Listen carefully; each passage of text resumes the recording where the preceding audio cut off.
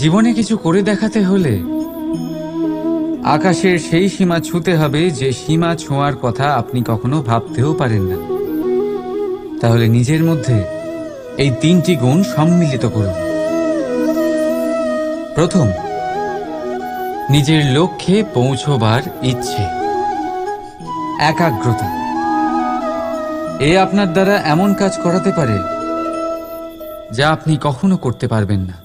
দ্বিতীয়, সাহস, সমস্যার সমাধান করার ক্ষমতা।